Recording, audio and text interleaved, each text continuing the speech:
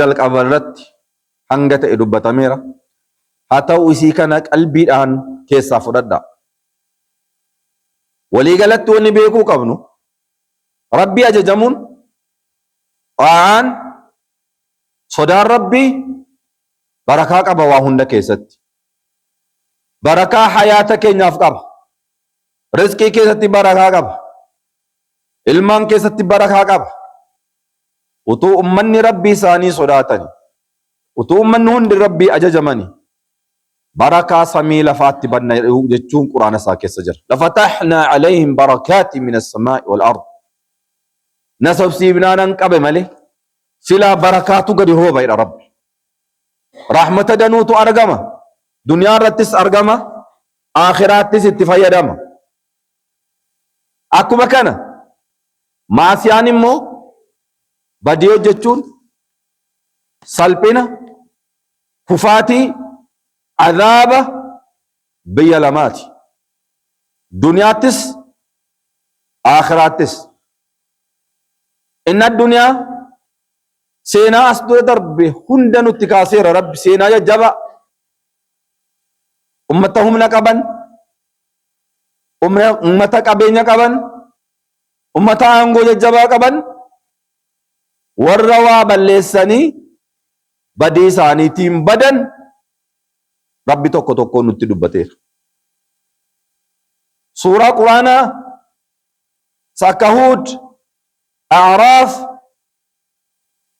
suura gaggabaabaa keessatti illee kan dubbatamu ummatoota adda addaa faallaa anbiyaa dhaabbatan tawxiida keessatti, xaa'aa ittiin buluu keessatti faallaa anbiyaa'otaa warra dhaabbatan hunda bifa adda addaatiin akka balleessi Rabbi dubbatee jira. Bifa adda addaatiin kiidoodhaan jarri sun isin caalu jedhe immoo isin ammaa kana caala jarri sun baay'ee jaboodha jedhe kanumaa wajjiniin balleessineerra.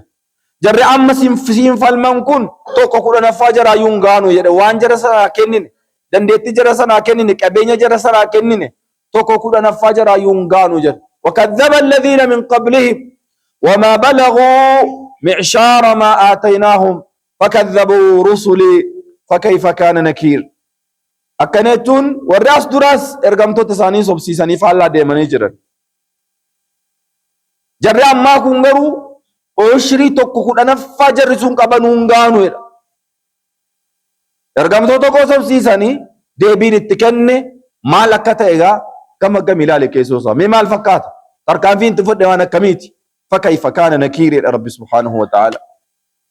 ورفع الله ديم التربين فالله تدبسير فالله ديماني فالله جرينينا غاتهوك أبو هند بك نجينا صدات تبوسي بك كانني بيلا بلات تبوسي كان أغاغارات روبسي كان لفتين كتي كان كل سببين اتقادي ديسي كان ساقل إيانسا ملائكات اتقادي ديسي bifa adda addaatiin lafarraa balleessi.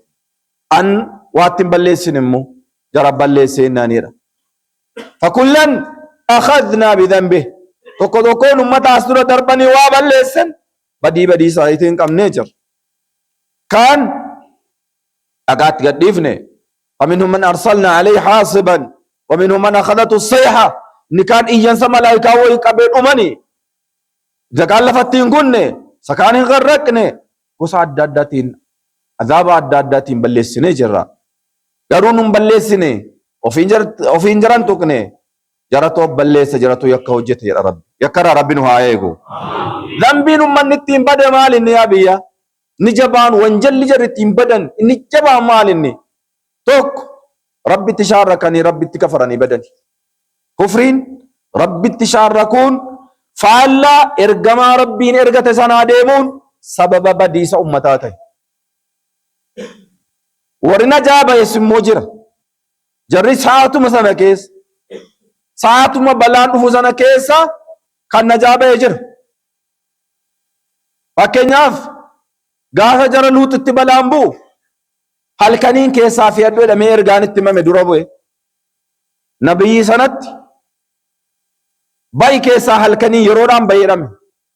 Ganama subii balaa gadhiifataarraa jirru kun badiin isaanii ganama yeroodhaan fuudhii keessaa bahe yennaan ka'ee keessaa bahe yennaan ni mandara keessaa bahu asii dhakaa roobuu jalqabeera. Rabbi salaamaa nu haa baasu.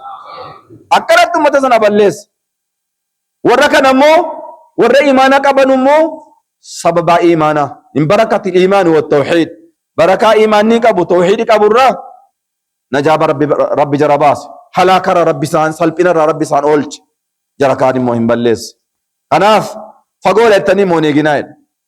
Isaanuma jara Luut kana dubbataa akka jara dhakaatti roobse akka adaaba adda addaatiin jara kana lafarraa buqqaase dubbataatiyyi wamaa hiya min adh-dhaalimiina bibaciid warra zulmii hojjetan badii hojjetan irraa immoo ammas fagoon jirtu. Ammas fagoon jirtu erguu hin dandeenye Rabbi subhaanahu wa ta'ala. Rabbii suma gaafasiiti. Wal mursalaatii keessatti yoo qaraatanu maa warra duraan yakka uman badii uman fitne miti lafarraa jedha. Alam nuhlikil awwaliin thumma nutbi'uhumul aakhiriin warra boodarra dhufanis immoo duukaa buusaatuma dhufne. Akkuma kana nama mujrima ta'e hundattuu immoo kana goona lafarraa hin kaasne Rabbi subhaanahu wa ta'ala. Maaltu amanama? Gara walii kana maaltu jira? Fedhu samaayii kutuu danda'a. Fedhu lafa kutuu dandeenya jedha. In nashaa naqsif bihimul ard aw nusqit alayhim kisafan min as-samaa. Maal laaluu dhabanii jedha samaayii kana lafa kana ol jedhanii gad jedhanii laalanuu dha Rabbiin. Afalam yaraw ila ma bayna aydihim wa ma khalfahum min as-samaa'i wal ard. In nashaa naqsif bihimul ard. Yoo barbaanne lafattiin gadi kutuu dandeenya. Aw nusqit alayhim kisafan min as-samaa. Yoo barbaannes immoo samaayii irraa kunnee gadi buusuu dandeenya. Maaltu dur oolkeedha Rabbi subhaanahu wa ta'ala waan barbaade yoo hojjetee agarsiiseera. Biyya addunyaa waan sa'aatii hamma kanatti hin bada jedhamee yaadamin kanamaatti waan namni takalaakaluu hin dandeenya of ittisuu hin dandeenya jedhee humna meeqa qopheeffatee jiru hunda cabsee isa du'eeyyuu achitti du'e jedhanii baafachuu akka hin dandeenyetti yoo barbaade nama meeqaatu fixaa jira biyya lafaa kanarratti. Lafti aliin raafamaa jira. Kirkirri lafaa uumameera jedhama. Sigigoon lafaa uumameera jedhama ni dhageenya. Waan dhageenyu kanarraa maaf gorsoo hin fudhanne? Maaf barumsa irraa hin fudhanne? Nu bareedaa jirraa kan nutti dhufenne of dagachuun hin taatu. Nus balleessinaan nutti dhufuu mala jennee akka waliigalaatti maasiyaa irraa haa eeggannu. Shirkii irraa haa eeggannu. Kufrii irraa haa eeggannu. Bid'aa irraa haa eeggannu.